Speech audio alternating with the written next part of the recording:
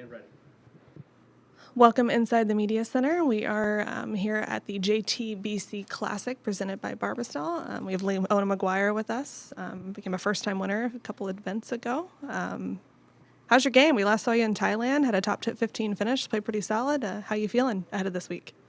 Yeah, went home for a few days, saw my coach. Jet lag was pretty tough after the few weeks in Asia, but felt my game was in pretty good shape there, played nicely. Didn't maybe putt quite as well as I would have liked, but yeah, nice to be back stateside again. Had my first look at the golf course today, played 18 holes today, so yeah, looking forward to the week. Back at the LPGA Drive-On at Crown Colony, got your first win for Ireland on the LPGA Tour. What was that? Have you gotten a chance to go back home since then? I went home before Singapore and Thailand, yeah. So what was that did we get the gold convertible again? Like, what was that reaction like? No, not quite. We didn't do the whole parade through the town. I was nearly back for St. Patrick's Day. I feel like we would have done it. I was just a few weeks too early. But no, everybody was really excited. It was a big deal. It was a long time coming, I think. It wasn't long ago we didn't have a player on the LPGA, let alone a winner. And hopefully it's inspired a young generation of Irish players. But yeah, still a lot of golf to be played this year. It's nice to get a win very early in the season and to come out strong after what I felt was a really good rookie 2 years, I guess. So yeah, it was great to see everybody, get to celebrate with everybody, and ready to go again. What did that win mean to you personally, and what do you think it meant to Ireland? Yeah, I think it's been a long journey, I guess. You never know if you're fully doing the right thing or if it's ever gonna fully happen. There's a lot of great golfers on the LPGA. Felt like I played some really great golf in 2021 and got beaten by Lydia in Hawaii, who just played some incredible golf, and Nelly admired the same. And you kind of wonder what you have to do. I shot 61 at Evian, that wasn't good enough. So you just never know when it's going to be your week, and you just have to be incredibly patient. And I suppose that those weeks where it all sort of falls into place and everything goes right makes you you need to appreciate those moments when they happen. I think golf it's a fickle game, and it's easy to get down on yourself, so you enjoy those moments when they happen. Love the retrospection, but let's cut forward to this week. Here at Aviar Golf Club, have you had a chance to see the course, and if you have, what are your thoughts? Yeah, I played here last year. Got my first look. My bags went missing yesterday, so got my first look today. Played 18 today. Played a little match with Steph Meadow and Madeline Sagstrom, so that was fun. And yeah, it's a good golf course. You have to pick your shots, keep on the fairways, hit into the right spots on the greens. The greens aren't incredibly fast, but they're sneaky fast above the pins. So I think staying in the right spot is going to be key this week. I've never been a big fan of POA greens, so that's going to be a challenge for me this week.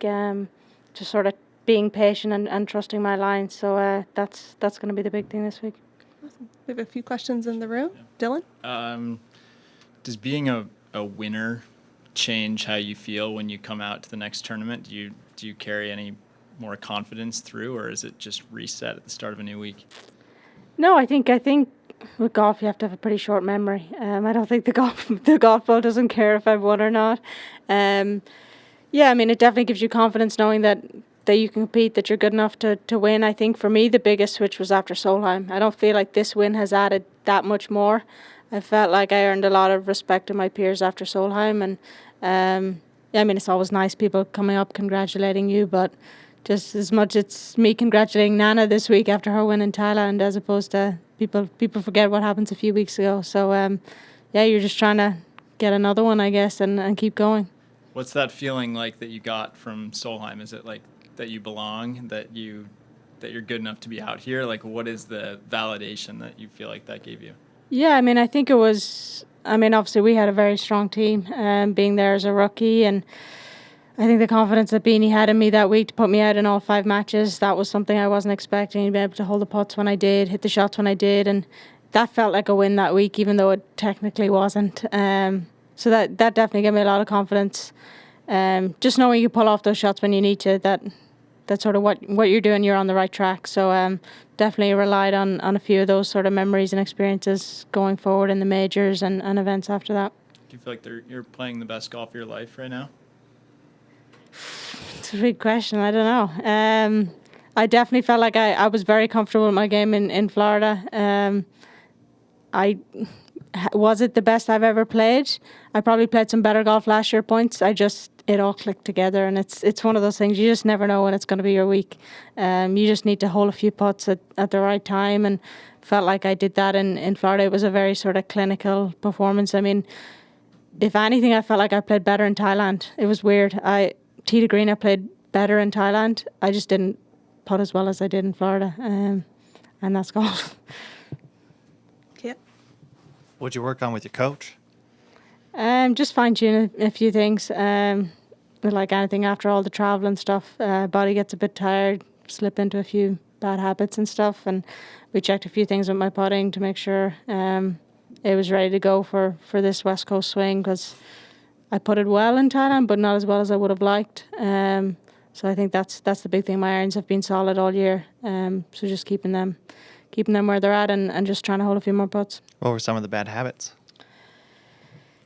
I mean, my alignment gets a little off, get a little left, drop a little bit inside, and my posture just gets a bit tired. So just nothing major, just kind of keeping on the straight and narrow.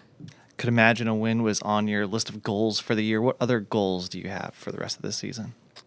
Yeah, I mean, trying to be in contention as much as possible. You get a taste and you want to be back there. So just giving myself as many opportunities as possible. And that was the thing, even with the win, if I hadn't have won in Florida that week, I was proud of keep putting myself in tension, keep knocking on the door, keep giving myself chances. And the win doesn't change that. The mentality is still the same for the rest of the year. And we've got this week and obviously the major coming up next week. So trying to be in contention as many majors as possible. The big goal last year was to try and qualify for the majors, get back into US Open. Haven't been there for 2 years, so it'd be nice to go back to North Carolina again. And just trying to play as well as I can every week. We talked last year. You changed your shafts going into last season. Do you have any changes to your bag this year so far? Nope. No, it's all the same. If it ain't broke, I'm not going to fix it. Read my mind. Just kind of looking ahead, obviously the year's first major is next week. Are you a player that typically plays the week before a major? Yeah, I like to play. I've kind of figured out that multiple weeks off are not that good for me. I enjoy practicing, but I enjoy competing more, and it keeps my game sharp. So, I mean, I'm not planning on skipping any events this side of US Open. We'll see as the year progresses, but no, I like to play my way into form, and plan on playing ahead of all the majors this year. How do you pace yourself with that goal in mind to play every event before the US Women's Open? Yeah, I mean, I think it's making use of the off weeks as well to rest, recharge, doing what needs to be done and not overdoing things. Sometimes you can be too eager to try and fix everything and try and be ultra prepared. Sometimes you have to sort of trust in that work that you've done in the off season is enough. Going to make a trip back to Duke and North Carolina ahead of the US Open, so that the week of US Open I can take it a little bit easier. And it's nice now, I guess, not being a rookie anymore, coming back to golf courses where this week I know what the golf course looks like. You're not figuring it out as much. You can get into it pretty quickly. A&A, Chevron now, I guess Palm Springs I've been to a few times, so I know what to expect. So you can kind of prepare a few weeks in advance, so then the week of the event take it a little bit easier. What's it like having a course with such different greens one week, and then you're going to, obviously having the knowledge of both courses probably helps, but what's that like to try to get yourself prepared to putt on POA and then to go to Mission Hills? Yeah, I mean, I think a couple of weeks out you're kind of dipping in and out of both, and then as it gets to the week of the tournament you're just focusing on the week at hand. This week's all about this week, trying to play as well as I can this week, and once Sunday night comes, we'll switch our attention to Chevron. But right now, 100% of the focus has to be on this week and whatever it takes to put well and score well around here. It sounds like a great strategy. Good luck this week. Thank you. Thanks.